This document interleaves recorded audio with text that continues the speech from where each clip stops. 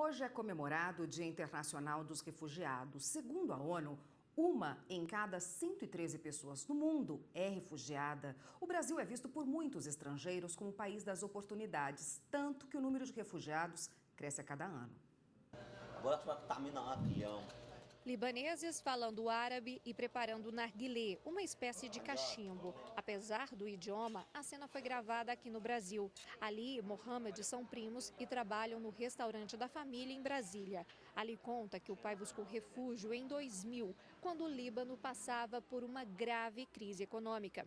Ele ficou com a mãe e 3 irmãos, mas em 2006, quando o país entrou em guerra com Israel, a família veio atrás de uma oportunidade. Tinha uma guerra lá, o país estava muito bagunçado, a gente queria vir para cá para morar em paz, né? Aqui os pessoal são muito bem, gente boas, é fácil aqui. Desde criança, Mohamed sonhava em vir para o Brasil.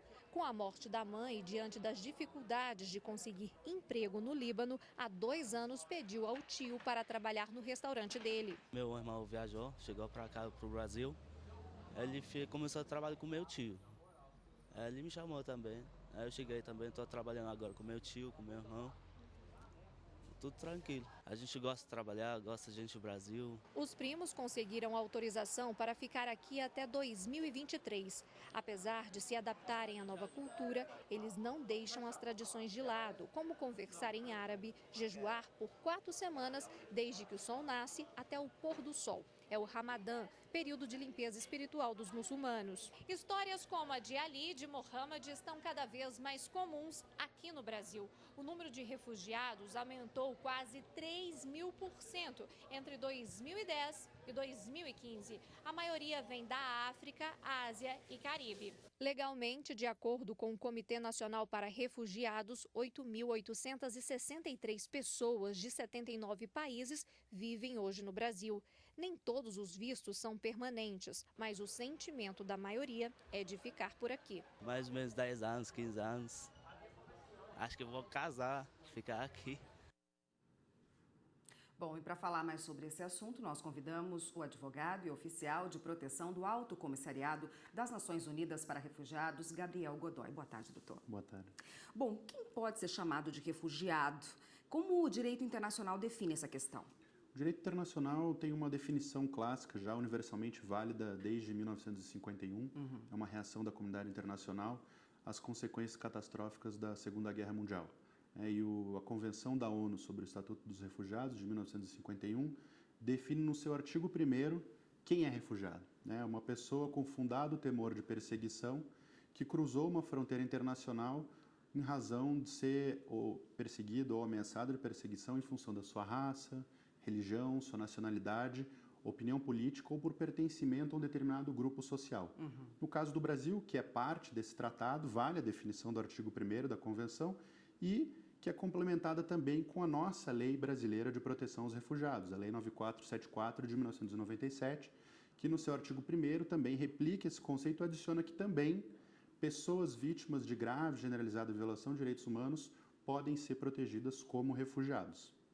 O número de refugiados no mundo inteiro vem crescendo a cada ano, né? Um relatório que saiu hoje, que foi lançado pela ONU, inclusive, diz que no mundo todo esse número ultrapassa 65 milhões de pessoas.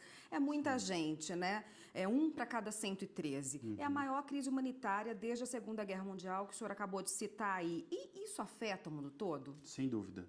Esse dia, o 20 de junho, é um dia que marca no mundo inteiro o gesto do Alto Comissário Filipe Grandi de uma reflexão sobre a proteção aos refugiados.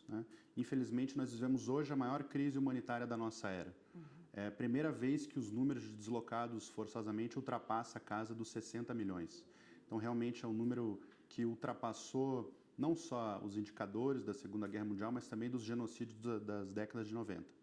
Então, esse é um fenômeno que, infelizmente, é global, tem afetado os diferentes continentes por conta da característica de novos conflitos, muito complexos, que ao mesmo tempo convivem com conflitos antigos que não cessam. Então, esse é um número que registra um aumento de 10% em relação ao último relatório global do Acnur publicado no ano passado e, portanto, esse ano, no Dia Mundial do Refugiado, o Acnur chama a atenção para uma situação que tem aumentado também aqui no nosso país. Né? O Brasil teve esse incremento de solicitações de refúgio de mais de 2.800%, né? Também no número de refugiados. O Brasil já tem quase 9 mil refugiados, por volta de 1.200 pedidos de refúgio por mês, e já mais de 28 mil solicitantes de refúgio aguardando uma decisão do Estado brasileiro. O Brasil não é o país que mais tem refugiados. Na nossa região, por exemplo, o Equador tem mais de 60 mil refugiados, mas é uma realidade que se amplia e, por exemplo, na América Central, há novas situações de deslocamento forçado devido à situação de países como Guatemala, Honduras, El Salvador. Então, hoje no mundo são mais de 21 milhões de refugiados, mais de 40 milhões de deslocados internos, por volta de 10 milhões de apátridas, o que demanda da comunidade internacional uma resposta robusta, né? Uma resposta de hospitalidade para essas pessoas que fogem das guerras e dos conflitos armados. Falando no Brasil, o senhor disse aí que cresceu muito, né, a busca de refugiados por abrigo aqui no Brasil. Quem define essa entrada ou não, a aceitação desse refugiado no país? No Brasil, quem define isso é o Comitê Nacional para Refugiados, o CONARE. É um órgão criado pela Lei Brasileira de Proteção aos Refugiados e é um órgão presidido pelo Ministério da Justiça, mas ele é multiministerial, do qual participam também o Ministério de Relações Exteriores, Ministério do Trabalho, Saúde, Educação, a Polícia Federal, a sociedade civil também, com voz e voto, e o Acnur tem assento com direito à voz, sem voto. Né? O CONARE é o órgão competente por lei para decidir um pedido de refúgio. Esse pedido precisa ser submetido pelo solicitante de refúgio assim que ingressa em território nacional, a qualquer agência, né, da Polícia Federal, qualquer delegacia da Polícia Federal, e o pedido, assim que for instruído, é encaminhado para a decisão do comitê com base na definição jurídica válida para o nosso país. Na Europa, grande parte desses refugiados é criança. No Brasil se nota a mesma situação? E o que é feito com essas crianças? Quem se torna tutor dessa criança que entra num país como refugiado sem o pai e a mãe? Infelizmente, no mundo hoje, por volta de metade dos solicitantes de refúgio são crianças, né? O Brasil não tem o mesmo perfil, né? No Brasil, por volta de 80% são homens adultos em idade laboral. Mas nós registramos um aumento de pedidos feitos por mulheres, né? Inclusive mulheres grávidas e também crianças. E isso demanda uma resposta que atenda à vulnerabilidade e o perfil dessa pessoa. Então, é válido o princípio do superior interesse da criança e o Acnur defende que uma criança deve ter acesso ao procedimento de solicitação de refúgio. É claro que vale toda a legislação pátria de proteção à criança e ao adolescente, portanto, o Estatuto da Criança e do Adolescente, a necessidade de realmente nomeação de um representante legal, mas esse procedimento não pode obstaculizar o acesso à proteção internacional pela via do refúgio. Essa é exatamente a diretriz da Corte Interamericana de Direitos Humanos. Na sua opinião consultiva número 21, sobre deslocados forçosamente, e que sejam crianças, a Corte mostra que é preciso garantir também o acesso à proteção ao asilo, no sentido lato, ou seja, ao refúgio, no caso do Brasil. E isso significa, basicamente, respeitar o que a Constituição e a nossa legislação diz. As crianças e os adolescentes também que fogem de situação de perseguição, mesmo que estejam separados dos pais ou desacompanhados, devem ter garantido o acesso ao procedimento da Lei 9474. Tá ótimo, doutor. A gente continua nesse assunto no próximo bloco. Só um minutinho, por favor. Nós voltamos a falar com o advogado e oficial de proteção, aliás, do Alto Comissariado das Nações Unidas para Refugiados, Gabriel Godoy, sobre o Dia Mundial do Refugiado hoje. Qual o direito, doutor, dessa população? Os direitos e os deveres, assim que ela chega num país, no Brasil, por exemplo, que direitos e deveres essa população tem? Bom, em primeiro lugar, é importante reafirmar o direito de pedir refúgio, o direito de solicitar o reconhecimento de sua condição como refugiado.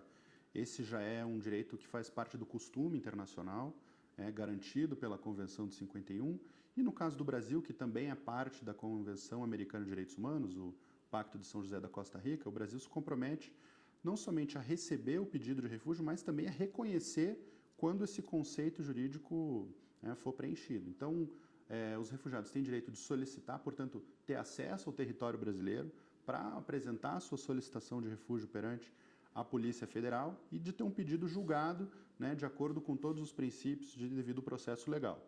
Então, uma vez como solicitante de refúgio no Brasil, o solicitante tem direito a ter uma documentação, né, provisória, ele terá um protocolo da sua solicitação de refúgio. Esse protocolo é o documento de identidade enquanto o pedido está sob apreciação do CONARE, o Comitê Nacional para Refugiados, e com isso a pessoa pode ter um CPF, né, uma carteira de trabalho provisória e ter acesso a todos os direitos e deveres que qualquer outro estrangeiro em situação regular, né, também goza no Brasil. Então, pode ter acesso ao Sistema Único de Saúde, matricular a criança no ensino público fundamental, ter acesso aos serviços do SUAS, do Sistema Universal de Assistência Social, e pode trabalhar de maneira regular, né? Uma vez reconhecido o pedido de refúgio, a pessoa é protegida pelo Estado brasileiro e vai ter quase que os mesmos direitos que um cidadão, uma cidadã brasileira, né? Com exceção do direito de votar e ser votado, vai ter os mesmos direitos e deveres que, enfim, que nós temos aqui no país. E tem um prazo para que ele fique sob refúgio ou não? Não tem prazo para isso? Não há prazo. A pessoa solicita refúgio porque não pode regressar ao país, justamente por ser perseguida pelo Estado, né, pelo país de origem, ou por atores que o Estado não consegue controlar. E, portanto, o Estado é incapaz de oferecer proteção nacional e, por isso, pede refúgio para um outro país seguro. Esse pedido ele é protegido pelo princípio basilar do direito internacional dos refugiados, que é o princípio da não devolução, né, o non-refoulement, a expressão em francês, que garante que a pessoa pode ficar, né, no país de refúgio até que as condições de perseguição cessem no país de origem. Então não há prazo, né, não há prazo para apresentar o pedido de refúgio e também não há prazo para que esse status protetivo termine, né? Ele termina uma vez que as condições de retorno sejam alcançadas. E esse retorno, a repatriação, ela é sempre voluntária. Então, esses são os princípios, né, aplicáveis nesse caso. A gente tem uns Jogos Olímpicos aí pela frente no Brasil e a gente tem uma seleção de refugiados, né, que vai disputar. Como é que fica essa questão internacional? Porque quando um país ganha, toca o hino do país, aquela medalha é do país também, né, não só do atleta. Como é que fica essa questão se um desses refugiados que vão concorrer, né, nas Olimpíadas, vão disputar as Olimpíadas, ganhar? Essa é uma bela homenagem que faz de maneira inédita, né, o Comitê Olímpico Internacional, permitindo que 10 atletas que são refugiados possam competir sob a bandeira do COI, né? Então, o Brasil vai sediar um evento inédito e isso é uma alegria para o Acnur, porque, mais uma vez, num dia como hoje, né, é preciso celebrar a coragem e a resiliência dos refugiados. Pessoas que fogem de guerras, conflitos armados, graves violações de direitos humanos e precisam de portas abertas em um outro país que os acolha para que eles possam reconstruir as suas vidas em paz. No caso desses atletas que estão no Brasil e que vêm competir aqui, 2 desses 10 atletas vivem, aliás, no Rio de Janeiro, né, um refugiado e uma refugiada da República Democrática do Congo, que competirão sob a bandeira e, portanto, serão atletas refugiados que não representarão os seus países, né, nem o país de origem, nem o país de refúgio, mas o próprio Comitê Olímpico Internacional, chamando a atenção para esse momento de crise humanitária em que é preciso apelar, mais uma vez, para que os países acolham os refugiados e tratem essas pessoas como tratam os seus cidadãos. Esses atletas refugiados foram selecionados porque têm o índice olímpico e estão em perfeita capacidade de competir como qualquer outro atleta nas Olimpíadas. Tá ótimo, doutor. Obrigada pela participação. Eu conversei com Gabriel Godoy, que é advogado e oficial de proteção do Alto Comissariado das Nações Unidas para Refugiados. Obrigada pela participação. Obrigado. Até uma próxima.